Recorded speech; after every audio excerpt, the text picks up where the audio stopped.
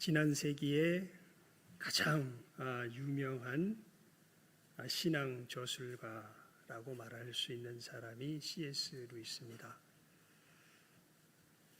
그 사람은 정말 우리 신앙에 요긴한 여러 주제들에 대해서 좋은 글들을 많이 남겼습니다. 그가 남긴 책 중에 스크루테이프의 편지라는 책이 있습니다. 그건 무슨 책이냐면 대장 악마가 부하 악마, 신참 악마한테, 고참 악마라고 하는 게 더 좋겠네요. 고참 악마가 신참 악마한테 어떻게 영혼들을 지옥으로 끌고 갈 수 있을 것인가, 그것에 대하여 코치를 하는 책이 바로 그 책입니다. 재밌는 책이죠. 악마가 악마를 코치하는 책이에요. 야, 너 저기 이 사람들 영혼들을 이렇게 끌고 다니면 네가 지옥으로 데리고 갈 수 있어. 뭐 이런 것들을 이제 코치하는 책이 스크루테이프의 편지입니다. 거기 보면 제일 첫 부분에 보면 이런 내용이 나와요. 이 신참 악마가 자꾸만 뭔가를 논리적으로 설득해서 어떤 영혼들을 갖다가 유혹하려고 하는 걸 보면서 야, 그거 위험한 짓이야. 너 논리 너무 좋아하다가 오히려 그 논리 때문에 적군에 넘어가는 친구들이 꽤 많아. 적군은 논리에 무척 강하다.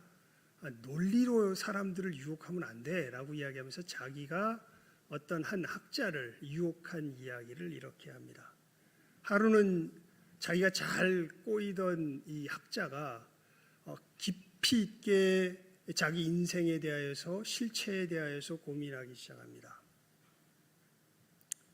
과연 내가 선한 사람인가, 진실한가, 이런 부분들에 대해서 깊이 있게 고민해 가기 시작하면서 점점 이 악마의 눈에 보기에 예수님을 원수라 그러죠. 원수가 점점 그에게 다가가고 있는 것을 보게 돼요.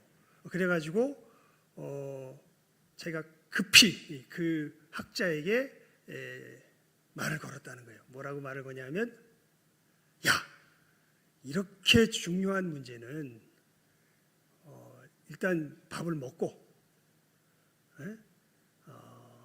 좀 깊이 있게, 좀 신중하게 생각해야지. 좀 이렇게 밥도 굶고 이렇게 생각하면 안 된다. 야, 밥 먹고 하자. 그러고 보니까 굉장히 오래 고민했는데 배도 좀 고파요. 그래가지고 밥 먹으러 나왔습니다. 나와서 보니까 마침 이제 그때 이 악마가 이 신문을 들고서 막 신문을 팔러 다니는 소년이 이렇게 총총총 뛰어가는 모습이 보입니다.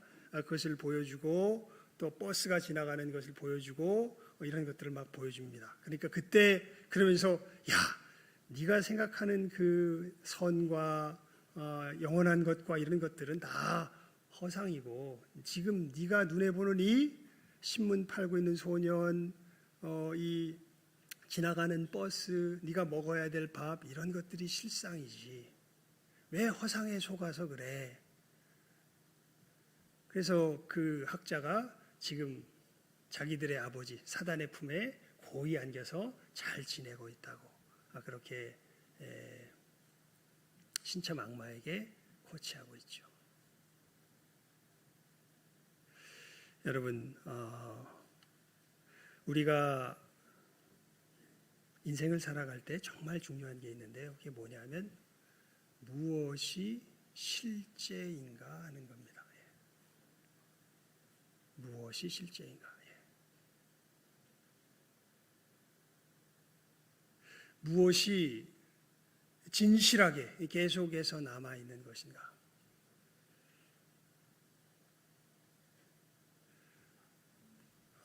놀랍게도 우리들은 눈에 보이는 것을 실체로 여기며 살아갑니다.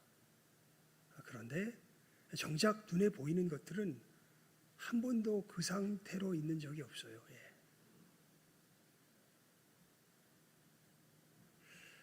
여러분, 우리가 왜 성경을 볼까요? 예수님께서 그러셨죠. 내가 곧 길이요 진리요 생명이니. 예수님이 진리세요. 여러분, 진리가 뭐가 진리일까요? 이 진리에 대해서도 현대 철학이 진리에 대한 인식을 굉장히 많이 헝클어놨습니다. 그러니까 현대 철학자들은 진리가 이렇게 얘기를 해요. 그냥 자기 얘기 속에서 무모순적이면 그게 진리다 이런 식으로 얘기를 합니다. 하지만 옛날 사람들은 진리가 뭔 줄 알았죠. 진리는 있는 것을 그대로 말하는 게 진리다 이렇게 얘기했습니다. 그러니까 있는 것을 어떻게 말하는 게 진리라고요? 그대로 말하는 게 진리라고요. 예. 여러분 우리 삶 속에 있는 것을 그대로 말하는 이가 누굴까요? 여기서 하나님의 사람들과 세상의 사람들이 나누어집니다.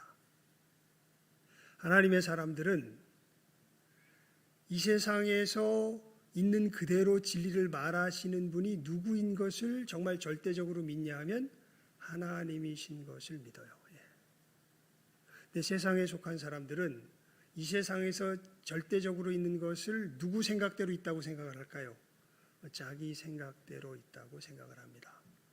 그래서 우리가 여러분 이 예수를 믿는 사람들이 구원을 얻었다고 할 때 그 구원이 다른 것 아니에요. 정말 우리는 이 진리를 파악하는 데 있어서 누가 진리의 기준이 된 사람들일까요? 하나님이 진리의 기준이 된 사람들입니다. 자기 생각이 아니라. 하지만 이것은 정말 은혜를 힘입어야 돼요. 그러면서 여러분 제가 왜 이런 부분들을 장황하게 이야기했냐면 오늘 말씀 우리 다시 한번 읽어볼까요? 시작하면 읽습니다. 시작. 그런즉 이스라엘 온 집이 정녕 알지니 너희가 십자가에 못 박은 이 예수를 하나님이 주와 그리스도가 되게 하셨느니라 하니라. 지금 사도 베드로가 제일 처음 성령께서 임하셔서 권능을 받은 다음에 이스라엘 사람들에게 처음 하는 전도의 메시지입니다. 근데 이 메시지가 어떤 내용으로 이루어져 있냐면 이런 내용으로 이루어졌어요. 뭐냐면 처음 이제 이 성령께서 권능으로 이 사도들과 120 문도들에게 임하였을 때 이 사람들이 각 지역에서 온 사람들이 알아들을 수 있는 말로 이 하나님께서 행하신 놀라운 일에 대하여서 이야기를 합니다. 그러니까 이 사람들이 깜짝 놀래요. 이게 어떻게 말이 됐는지는 전 이제 성경에 구체적으로 안 나와 있기 때문에 어떤 방식으로 됐는지는 둘 중에 하나인 것 같아요. 그냥 이 사람들이 말을 하는데 이게 소위 말해서 자동 번역기처럼 바뀌어가지고 이 사람들한테 들렸던지 아니면 말 그대로 어떤 사람은 이 나라 말하고 어떤 사람은 저 나라 말하고 뭐 이런 식으로 해가지고 이야기를 했던지 하여간 언어가 극복되는 놀라운 역사가 일어납니다. 그러니까 게다가 이 사람들이 여러분 그 성경에서요 성령에 취한 것을 비유하는 그 비유의 말이 있어요. 그게 뭐랑 비유하냐면 뭐랑 비유하는 줄 아세요, 여러분? 성경에서 성령이 충만하다 이랬을 때 이게 우리가 일상생활에서 보는 무슨 현상과 비슷하다? 술 취한 것과 비슷하다 이렇게 표현합니다. 그러니까 술 취하면 어떻게 됩니까? 이게 자기 마음대로 제어가 안 되죠. 비틀비틀합니다. 술 기운이 자기를 이끄는 대로 비틀비틀하죠. 마찬가지로 성령에 충만한 사람들 딱 보니까 저 사람들은 뭔가 제 정신이라기보다는 무엇인가에게 강력하게 붙들림 바 되어서 그 붙들린 것에 의해서 지금 이 무엇인가를 강력하게 이야기하고 있는 것을 보게 되죠. 그런데 그들이 이야기를 하는데 이게 그 이야기가 분명히 술 취한 사람들은 아닌데 그게 술 취한 사람처럼 보이는데 그 이야기가 무슨 말로 다 들리는 거예요? 자기들의 말로 다 들리는 거예요. 그랬을 때 사람들이 깜짝 놀랍니다. 그러면서 도대체 이게 어떤 일인가라고 사람들이 몰려오니까 그때 베드로가 하는 설교가 사도행전 2장 14절에서 36절까지의 말씀이에요. 그러면서 사람들이 뭘 보고 놀랐냐면 이렇게 여러 나라 말로 번역되는 굉장히 강력한 선언에 대해서 보고서 도대체 이 일이 어떻게 된 일이라고 놀라서 오니까 베드로가 먼저 이 일에 대해서 이것이 무슨 일인지를 성경을 들어서 이야기합니다. 이거 너희들 때가 제3시니까 아침이니까 너희들 생각하는 것처럼 우리가 취한 거 아니다. 선지자 요엘로 말씀하신 것이니 일렀을 때 이거 하나님께서 약속하신 성령을 부어주셔서 일어난 현상이다 라고 이제 이야기를 하죠. 그럼 도대체 이 성령께서 어떻게 임하셨느냐? 하나님께서 예수님을 죽은 자 가운데서 부활시키셔서 하늘로 높이 하나님 우편에 올리신 거로 그분이 하나님께로부터 받아서 너희들에게 이 성령을 부어주셨다. 이 얘기가 뭐 간단하게 말하면 사도행전 2장 14절에서 35절까지의 말씀이에요. 우리가 읽었던 말씀 전까지의 이야기. 크게 세 내용이에요. 야, 사람들이 보고 놀래요? 야, 도대체 저게 어떻게 된 일이야? 이거 하나님께서 너희가 십자가에 못 박아 죽인 예수를 부활케 하셔서 하나님 보좌 우편에 앉히셔서 높이셔서 거기서 하나님께 성령을 받으셔서 우리들에게 부어주셔서 지금 이런 일이 일어난 거야. 이게 설교의 요약이에요. 그러면서 우리 36절 다 함께 읽어볼까요? 시작하겠습니다. 시작. 그런즉 이스라엘 온 집이 정녕 알지니 너희가 십자가에 못 박은 이 예수를 하나님이 주와 그리스도가 되게 하셨느니라 하니라. 아멘. 여러분, 그러면서 이 역사가 바로 예수님께서 주와 그리스도 된 뭐다?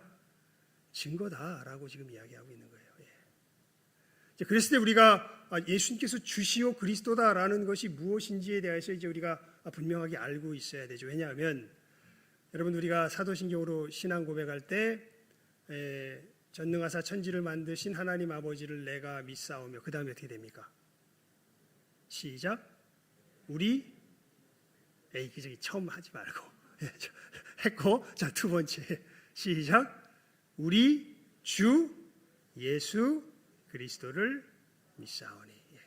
그러니까 우리가 신앙 고백할 때 보면 이제 앞에 우리라는 말이 있지만 주 예수 그리스도를 뭐하오니? 믿사오니. 하면서 예수님을 우리가 부를 때 뭐와 뭐로 불러요? 주와 그리스도로. 그래서 이 주와 그리스도에 굉장히 중요한 의미가 담겨져 있는 것을 우리가 알아야 합니다. 그냥 주문처럼 외우는 말이 아니에요. 그래서 우리가 지난 시간에는 그리스도에 어떤 의미가 담겨 있는가라는 것에 대해서 우리가 안내를 나눴잖아요. 그죠? 그리스도는 사실은 유대인들의 소망과 밀접하게 연결이 되어 있습니다. 그리고 비교했었죠.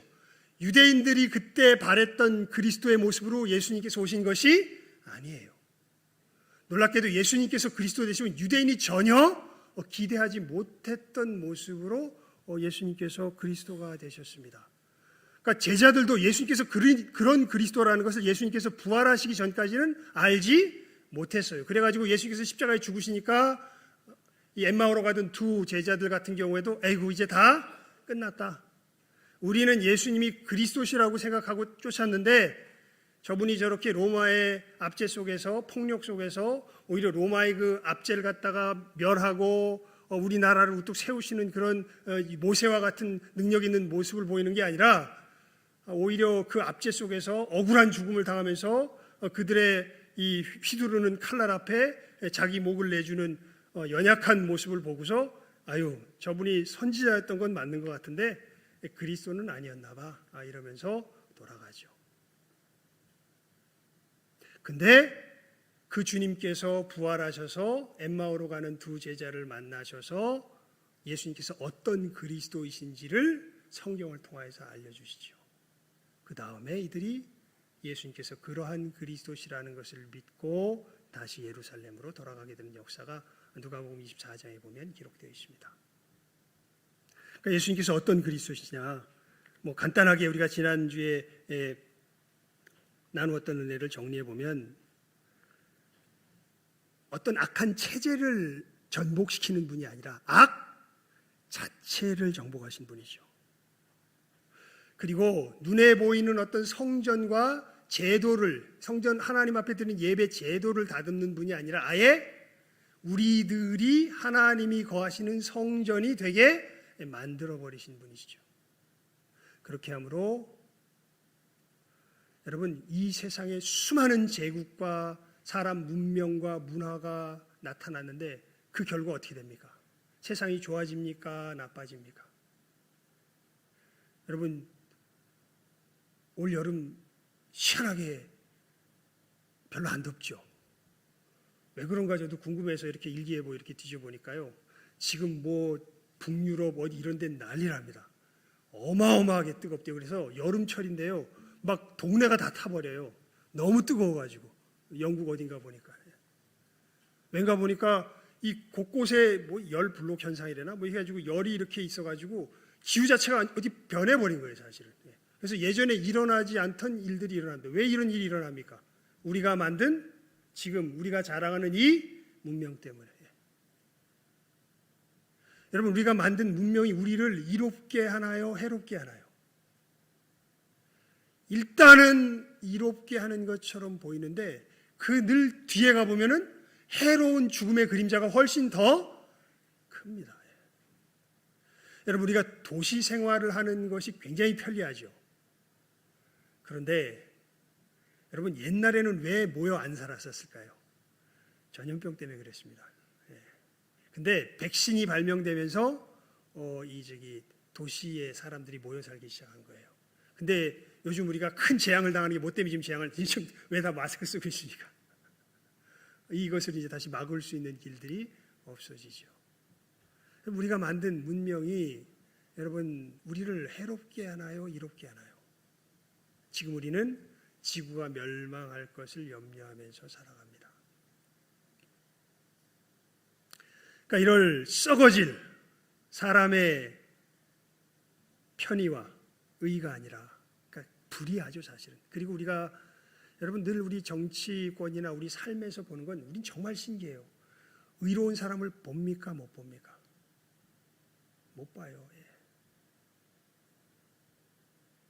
아마 제일 그나마 숨 쉴 수 있는 사람이요, 자기가 불의한 것을 알고 옆에 사람에게 미안해하는 사람일 거예요. 제일 무서운 사람이요, 자기 외에 다른 의인이 없는 사람이 제일 무서운 사람이에요. 그나마 우리가 옆에서 숨 쉴 수 있는 사람은 맞아, 나 죄인이야, 내가 너한테 미안한 일을 많이 해. 그러면서 그것만 가지고 우리 만족해 못해요. 그러니까 난 계속 미안한 일을 할래. 그러면 우리가 그 사람을 만족합니까? 못합니까? 그럼 안 되지. 여러분, 우리들 속에 신기하게 우리는 뭐를 바라는 마음이 있어요? 의를 바라는 마음이 있어요. 근데 의가 있습니까? 없습니까? 없습니다. 여러분, 예수께서 어떤 그리스도십니까? 우리에게서 악 자체를 제거하시고 우리로 하나님이 거하시는 성전이 되게 하셔서 이 진정한 의와 평강을 누리게 하는 일을 우리들 가운데 행하시는 분이 누구세요? 그분이 그리스도세요. 자, 우리 신경 신앙고백 앞에 부분 다시 한번 해볼까요? 시작. 우리 주 예수 그리스도를 믿사오니. 그리스도가 그 뜻이었구나. 나를 악에서 해방시키시고 하나님이 거하시는 성전이 되게 하시고 내가 살아가는 이 땅 위에서 진정한 하나님의 의와 평강을 누리게 하시는 그 역사를 이루신 분이 누구시다? 그리스도시다. 여러분, 근데 이 이야기는 누구의 소망과 굉장히 밀접하게 연결이 되어 있냐면 유대인들의 소망과 굉장히 밀접하게 연결이 되어 있습니다. 그래서 그리스도라는 말이 사실은 메시아의 그리스도 번역이죠. 메시아는 순수한 히브리 말입니다. 하나님께 기름 부음 받은 자. 자, 그러면서 여러분, 우리가 신앙 고백할 때 예수님께서는 그 하나님께서 이러한 삶을 이스라엘 가운데 회복시키도록 약속하신 그 그리스도가 바로 누구시다? 예수님이시다라고 고백하는 게 우리가 우리 주 예수 그리스도를 믿사오니라는 이 그리스도에 대한 신앙 고백에 담겨지는 가장 중심이 되는 의미고요. 자, 그 다음에 이제 이 그리스도 앞에 그림자처럼 따라다니는 뭐가 또 하나 더 있어요. 주가 더 있죠. 주. 주는 뭘까요? 우리가 주. 우리가 오늘 인사 뭐라고 나눴습니까? 예수님은 주십니다. 여러분, 우리 기도할 때 기도를 이제 계속 하시다 보면 이렇게 입에 붙는 말이 있죠. 뭐예요? 주여. 주여. 이 말이 입에 붙습니다. 주님. 주님 부를 때 우리는 누구를 부르는 말이냐면 대상은 예수님이세요. 그럼 예수님의 어떠함을 부르는 말이 주님이라는 말일까요? 이게 제가 주보에 적어놓고서 이거 올려달라고 부탁을 하는 걸 요즘 정신이 없어가지고 깜빡 잊었는데 혹시 적어 주셨으면 올려주시고요. 안 했으면은 여러분들 마태복음 28장 18절에서 20절을 한번 펴보시기 바랍니다. 마태복음 28장 18절에서 20절입니다. 마태복음 28장 18절에서 20절.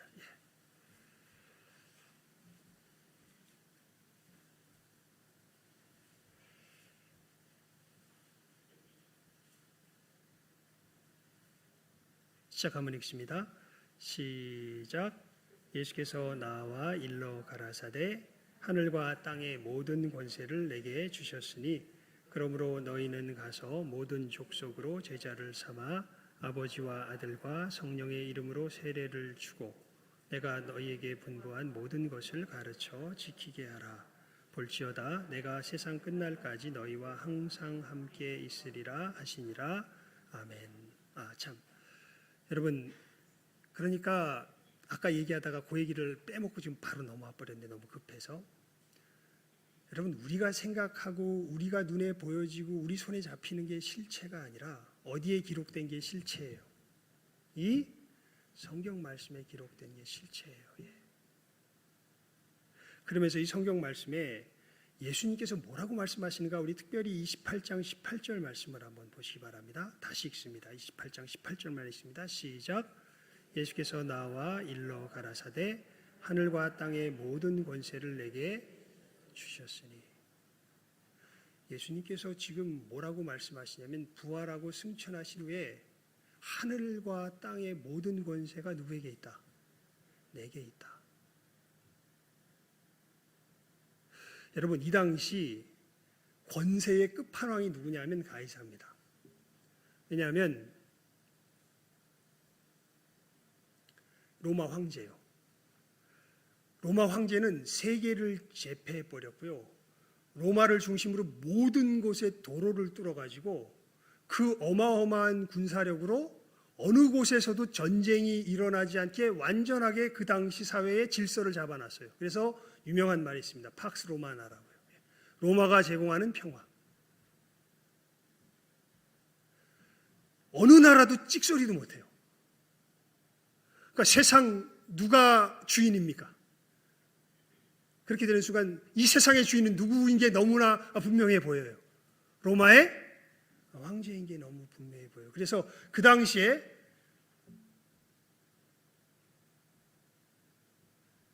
로마의 황제는 퀴리오스다.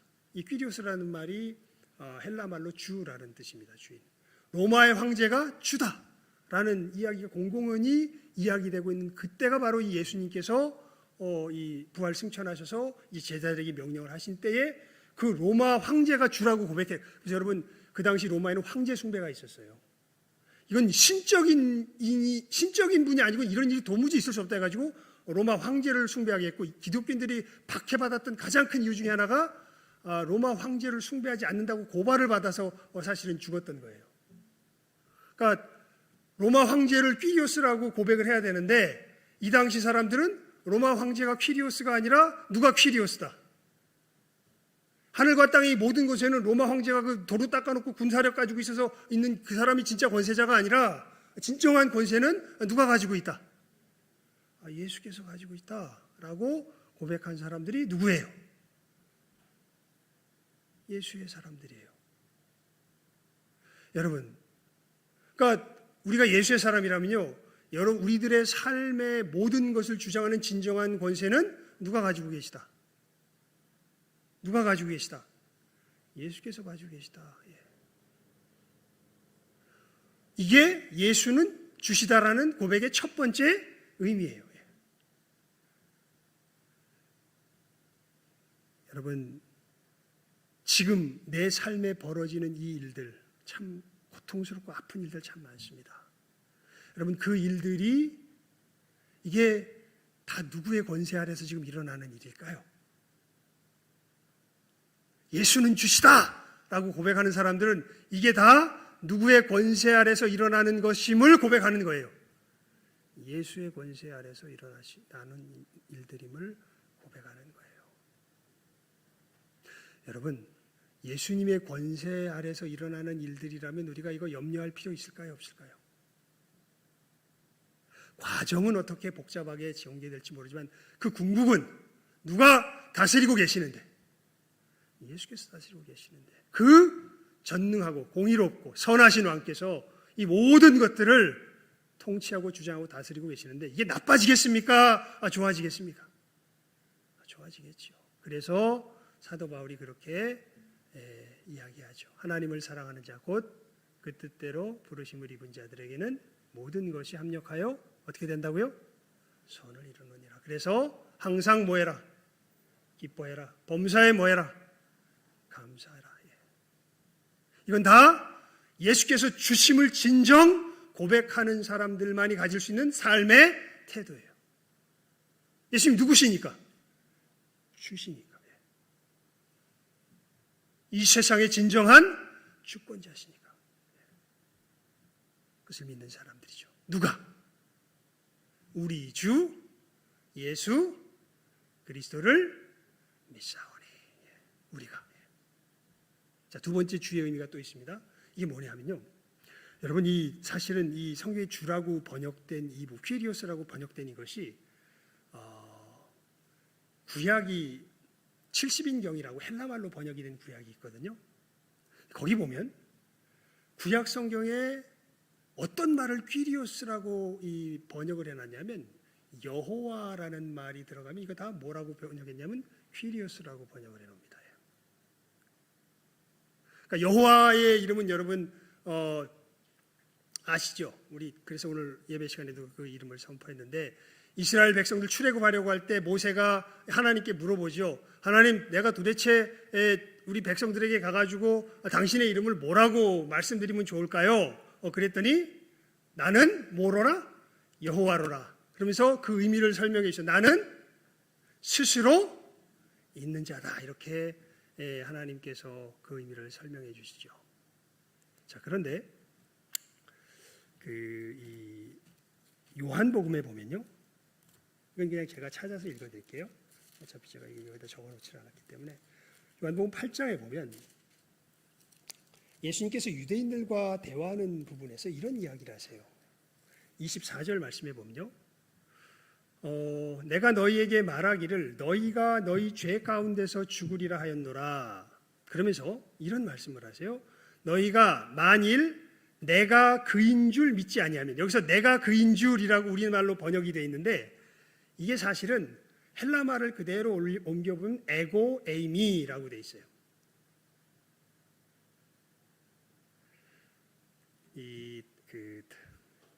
이제 여기 좀 설명이 필요한데요.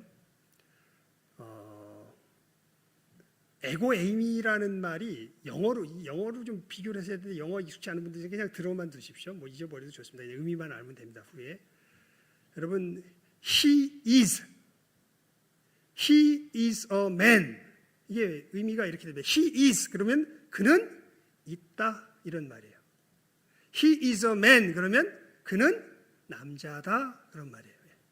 그러니까 is라는 말이 어떤 식으로 쓰이냐면 그냥 존재하느냐 존재하지 않느냐를 절대적으로 말하는 그런 의미로도 쓰이고, 그냥 뒤에 있는 말과 앞에 있는 말을 이어주는, 연결시켜주는 의미로도 쓰입니다. 근데 에임이라는 말이 딱 그래요.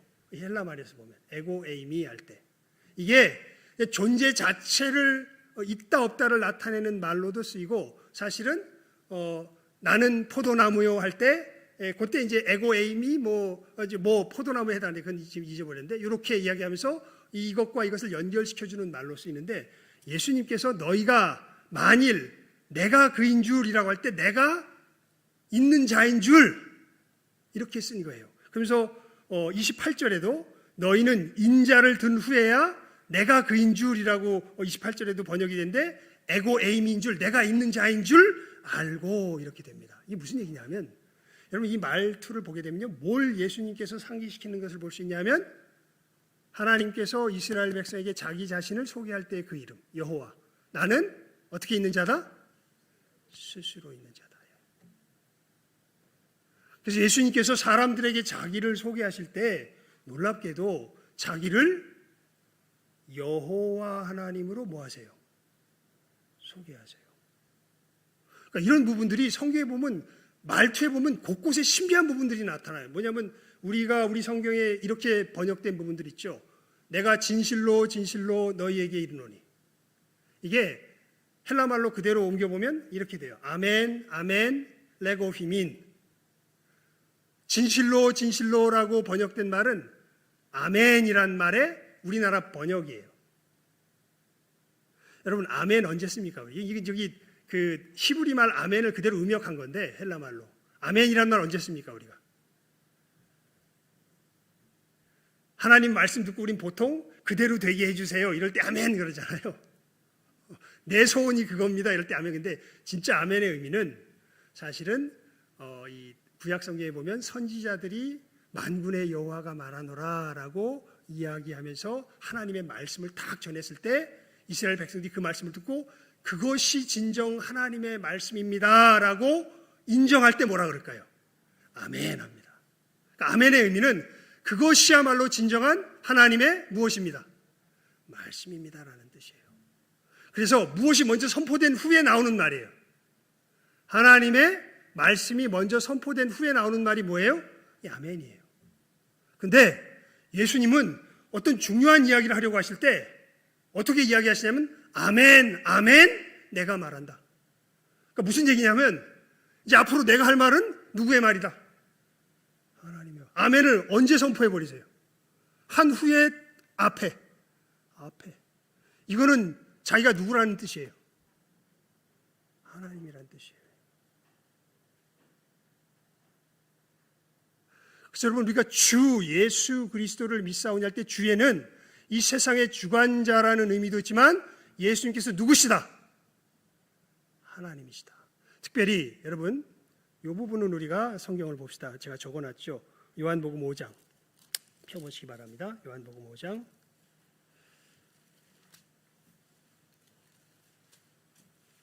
19절에서 27절까지의 말씀인데요. 다 읽을 건 없습니다. 그냥 표만 놓으시고 제가 보는 대로 쫓아오시면 될 것 같습니다. 여기 보면 예수님께서 주로서, 그러니까 하나님의 아들로서, 하나님으로서 이 땅 위에서, 그러니까 그리스도이시자 주로서 어떤 일을 특별히 행하시는가에 대해서 써놓은 것이 19절에서 27절까지의 말씀이에요. 간단하게 이야기하면, 요약해서 이야기하면 여기에 아들은 아버지가 하는 그대로 행한다라고 이야기하면서 하나님께서 아들이 사람이 되었기 때문에 하나님께서 행하시는 일로 굉장히 중요한 것 두 가지를 아들로 행하게 하셨는데 그게 뭐냐면 죽은 자를 일으켜 살리시는 생명을 주는 일과 심판하는 일. 이것은 누가 하시는 일이세요? 생명해 주는 누구세요? 하나님이시죠. 심판해 주도 누구세요? 하나님이시죠. 그런데 그것을 예수님, 하나님의 독생자께서, 이위 하나님께서 사람이 되셔서 이 땅에 오셨기 때문에 하나님께서 두 가지, 이 하나님께서 하시는 일을 자기 아들에게 하셨다고 말씀하신 것이 두 가지 일이에요. 그래서 생명을 주는 일과 심판하는 일. 여러분, 니고데모가 어떻게 하면 내가 천국에 들어갈 수 있을까? 이것은 두 말은 같은 말이에요. 여러분, 천국에 들어가는 것과 영원한 생명을 얻는 것은 다른 말이 아니에요. 같은 말이에요. 내가 어떻게 하면 천국에 들어갈 수 있을까? 내가 어떻게 하면 영원한 생명을 얻을 수 있을까? 예수님 앞에 고민하면서 오니까 예수님께서 뭐라 그러십니까? 네가 어떻게 해서 들어갈 수 있는 데가 아니라, 얻을 수 있는 게 아니라 너는 어떻게 돼야 된다? 다시 태어나야 된다. 아이고, 내가 엄마 뱃속에 두 번 들어갔다 나오면은 그럼 다시 태어나는 겁니까? 아니, 내가 너를, 그러니까 예수님이죠. 그러니까 그 얘기를 요약해 보면 내가 너를 다시 태어나게 하면 너는 어떻게 된다? 다시 태어나게 한다. 다시 태어나게 된다. 즉, 내가 생명의 뭐다? 주다.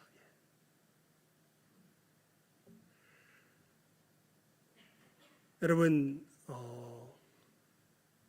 예수님께서 생명 주시는데 받지 않으면 이 사람은 자동적으로 뭘 받게 될까요? 심판을 받게 됩니다. 그래서 또 예수님은 뭐의 주가 되세요? 심판의 주가 되세요.